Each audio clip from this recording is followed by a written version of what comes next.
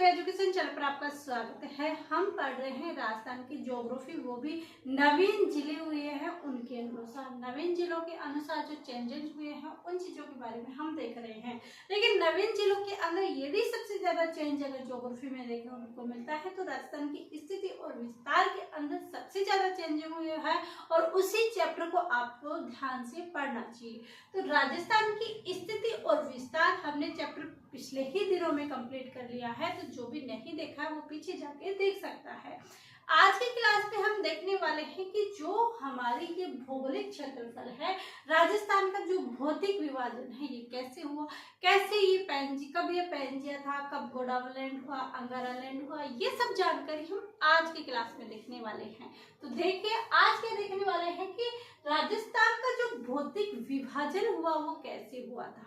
तो इसके अंदर हम बोलते हैं कि भौतिक विभाजन, आखिर ये भौतिक शब्द क्या है, क्या ये भौतिक प्रदेश, भौतिक शब्द, भौतिक धरातल किसे कहते हैं। तो देखिए भौतिक प्रदेश का मतलब क्या है कि किसी भी प्रदेश या क्षेत्र को उसकी धरातलीय बनावट के आधार पर यदि हम पढ़ते हैं तो वो उसमें आ जाता है भौतिक प्रदेश के अंदर। यहाँ पर हम उसकी बनावट देखेंगे, यहाँ पर हम देखेंगे कि पहाड़ी कितनी ऊंचाई पर है, कौन से क्षेत्र में कितनी गर्मी है, कौन से क्षेत्र में कितना बरसात होती है, तो इन क्षेत्रों के कहाँ पर उबड़ खाबड़ ज्यादा है, कहाँ की मिट्टी उपजाऊ, तो इन क्षेत्रों का जब अध्ययन किया जाता है बनावट के आधार पर हम अध्ययन करते हैं, इसे ही क्या कहते हैं, भौतिक प्रदेश। क्या कहते हैं, भौतिक प्रदेश।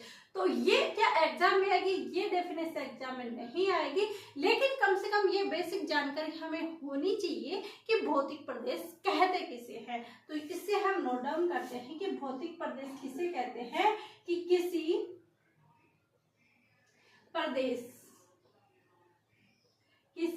प्रदेश या क्षेत्र या भूभाग, क्षेत्र का अध्ययन हम किसके आधार पर करते हैं, धरातल की बनावट के आधार पर। क्षेत्र का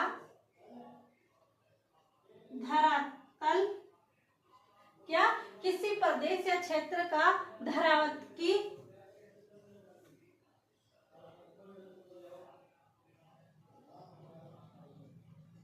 बनावट के आधार पर वर्गीकरण, क्या करेंगे, वर्गीकरण।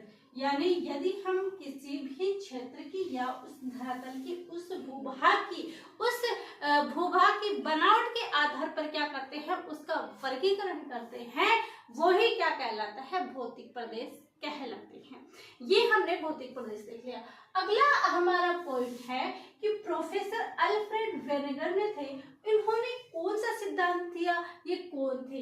तो जो प्रोफेसर अल्फ्रेड वेनेगर थे इन्होंने महाद्वीपीय सिद्धांत दिया था और इसी सिद्धांत के आधार पर हम पढ़ते हैं और इसी सिद्धांत के आधार पर हम ज्योग्राफी की परिकल्पना करते हैं। तो ये कहाँ के थे, तो ये प्रोफेसर अल्फ्रेड वेनेगर थे, ये कहाँ के थे, ये जर्मनी के थे।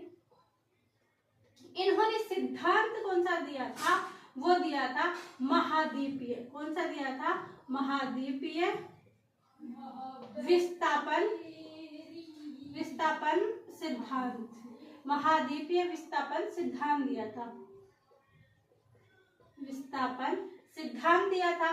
प्रोफेसर अल्फ्रेड वेनेगर जो जर्मनी के थे उन्होंने महाद्वीपीय विस्थापन सिद्धांत दिया था और ये महाद्वीपीय विस्थापन जो सिद्धांत दिया था वो कब दिया था, 1912 में। कब दिया था, 1912 में। तीनों चीजें हमें ध्यान रखनी है कि प्रोफेसर अल्फ्रेड वेनेगर जी थे, उन्होंने कहाँ के थे, जर्मनी के थे और उन्होंने क्या किया कि महाद्वीपीय विस्थापन सिद्धांत दिया। क्या दिया, महाद्वीपीय विस्थापन सिद्धांत देते हैं। और जब ये सिद्धांत देते हैं, कब देते हैं, तो महाद्वीपीय विस्थापन सिद्धांत देते हैं 1912 में। अब ये तो हमें बता दिया कि महाद्वीपीय विस्थापन सिद्धांत प्रोफेसर अल्फ्रेड वेनेगर जी देते हैं, वो 1912 में और खुद जर्मनी के थे। ये चीजें तो हमें पता लगी, लेकिन इनके सिद्धांत में क्या था, इन्होंने सिद्धांत में क्या दिया, तो इन्होंने कहा कि जब प्राग ऐतिहासिक काल हुआ था तब पहले हमें क्या था कि ये जो हमारा भूखंड है, ये जो विश्व है, ये पूरा एकदम गोल के अंदर था। कैसे था, पूरा एक पिंड था और इस पिंड को क्या कहा गया, इसे कहा गया पैंजिया। पहले तो क्या था, ये पूरा तरल अवस्था में था। क्या था, पहले तो तरल अवस्था में था। उसके बाद क्या होता है कि ये जो इसके अंदर ये जो भाग है ये पैंजिया हुआ, और इसके जो बाहर चारों तरफ ये पानी है ये ठोस अवस्था थी, और चारों तरफ जो ये पानी भर गया ये क्या कहने लगा, ये पैंथालासा। पैंथालासा, पैंथालासा जो ये सागर था, ये जो पानी भरा हुआ है ये क्या कहने लगे, ये पैंथालासा कहने लगे। तो ये चीजें आपके आई होप समझ में आ गई हो कि पहले पूरा भूखंड एक पिंड था जो तरल अवस्था में था। उसके बाद प्राग ऐतिहासिक काल में क्या होता है कि ये जो ठोस भाग है ये पूरा पिंड का ये ठोस भाग पैंजिया होता है, इसको चारों पैंथालासा, यानी इसके चारों तरफ क्या होता है, सागर होता है। क्या होता है, सागर होता है। और ये जो सागर हो गया किसमें, प्राग ऐतिहासिक काल के अंदर ये चीजें होगी। लेकिन उसके बाद कार्बोफेरेसी युग आता है, और कार्बोफेरेसी युग में क्या होता है कि जो हमारे ये पूरा वर्ल्ड है, पूरा विश्व है, ये क्या करता है कि जो ठोस है ये वाला पैंजिया, ये क्या करता है, दो भागों में विभाजित हो जाता है। कितने भागों में, दो भागों में विभाजित हो जाता है। जब ये दो भागों में विभाजित होता है तो आपको पता है कि हम पूरा गोला एक जैसे बर्गर लेते हैं, उस बर्गर के अंदर जब तेल के ऑयल के अंदर फ्राई कर लेते हैं, उसके बाद जब उसको बीच में से काटा जाता है तो उसके अंदर क्या भरा जाता है, चटनी, प्याज, टमाटर, ये सब चीजें उसके अंदर डाली जाती है। तो वो क्या होता है, दोनों ऊपर उसके बीच में ये भर दिया जाता है। उसी प्रकार इस पैंजिया का हाल होता है कि ये जो पैंजिया है ये दो भागों में बढ़ जाता है, और ये दो भागों के अंदर बढ़ जाता है, और इसके बीच में ये पानी अभी भी रह जाता है, ये पानी रह जाता है।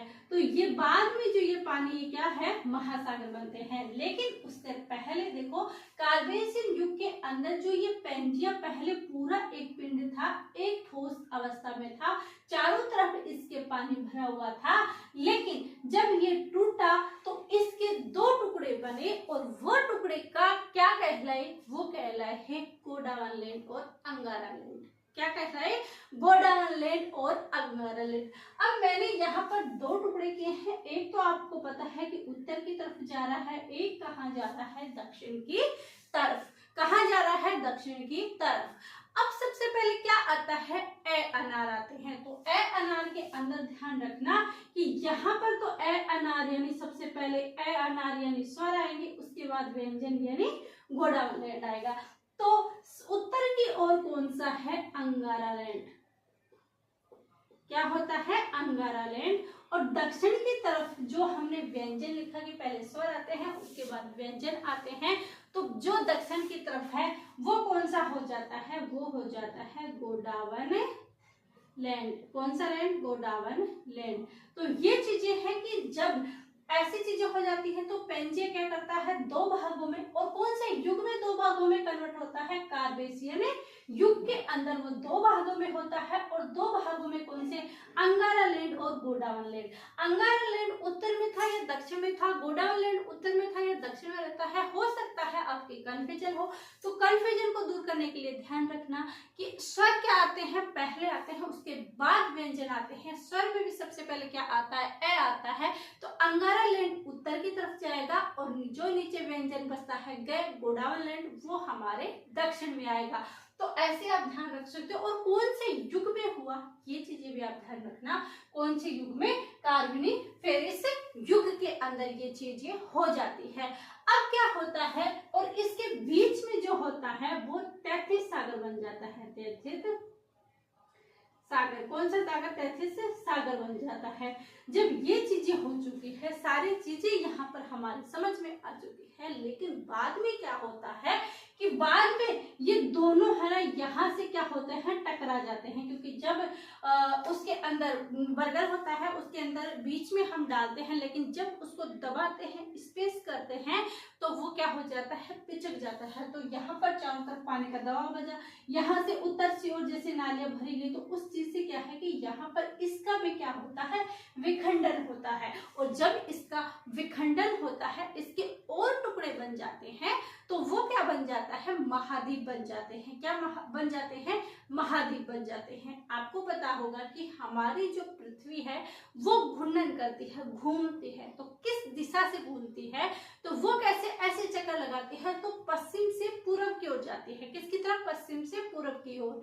कैसे घूर्णन करती है, वो घूर्णन करती है, पृथ्वी कैसे घूमती है, पृथ्वी घूमती है पश्चिम से पूरब की ओर, पश्चिम से पूरब की ओर घूमती है, पूर्व की ओर घूमती है। तो जैसे ये पृथ्वी पश्चिम से पूर्व की ओर घूमना प्रारंभ किया तो जो जल था वो किस साइड चला गया, वो पूरब की साइड चला गया। तो आप देख सकते हो कि अधिकांश ऐसे नहीं मैं पूरे बोल रही हूँ, नहीं, अधिकांश महाद्वीप में आप देख सकते हो कि जो मरुस्थल है वो उस महाद्वीप के पश्चिम की ओर है। और ये हुआ किस वजह से, ये हुआ है हमारी पृथ्वी की घूर्णन गति से, पृथ्वी के घूमने से, पृथ्वी के चक्कर लगाने से। क्योंकि जब वो घूमी तो जो पानी था वो भी का भाव, पानी का भाव भी कैसे हुआ, पानी का बहाव भी होता है पश्चिम से पूरब की ओर, उसका क्या होता है, बहाव होता है। इस वजह से आप देख सकते हो कि अधिकांश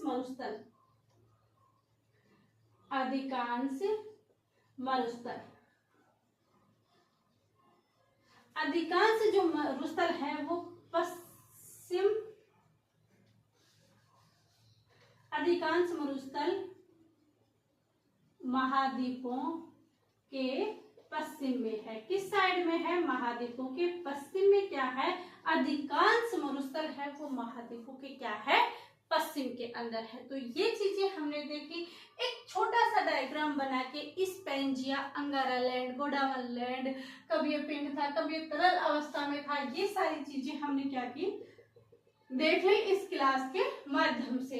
अब हम नेक्स्ट क्लास में देखेंगे कौन कौन से व्यक्ति थे जिन्होंने इनका क्या किया, विभाजन किया। हमारे जो राजस्थान है वहां पर भी गोंडवाना लैंड और अंगारा लैंड दोनों के क्या पाए जाते हैं, अवशेष पाए जाते हैं। भारत में भी क्या पाए जाते हैं, इनके अवशेष पाए जाते हैं। लेकिन हमारा तो चैप्टर शुरू हुआ है, ऐसे ही डायग्राम बना के अच्छे प्रकार से आपको यहाँ पर समझाया जाएगा।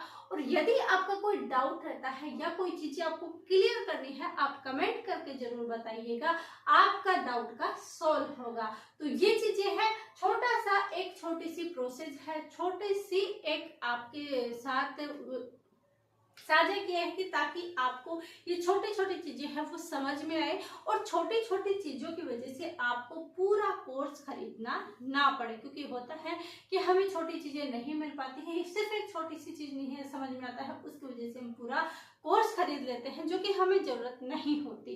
तो ऐसा नहीं करना है, आप अपने कोर्स को एक पेपर पर लिख लीजिएगा। जो समझ में नहीं आए, यूट्यूब पर मेरे ही नहीं काफी वीडियो पड़े हैं जो आपको हर एक टॉपिक, हर एक चीज से, हर एक तरीके से आपको समझाते हैं। जो भी आपको तरीका समझ आए, जो भी तरीका आपको बेस्ट लगे वो समझ सकते हो। तो ऐसे ही आपको कंटिन्यू क्लासें मिलती रहेगी और आप ये क्लासें देखते रहिएगा। रेगुलर क्लास पाने के लिए आप चैनल को सब्सक्राइब जरूर कीजिएगा, अधिक से अधिक शेयर कीजिएगा और लाइक कीजिएगा। आप सभी का धन्यवाद, थैंक यू।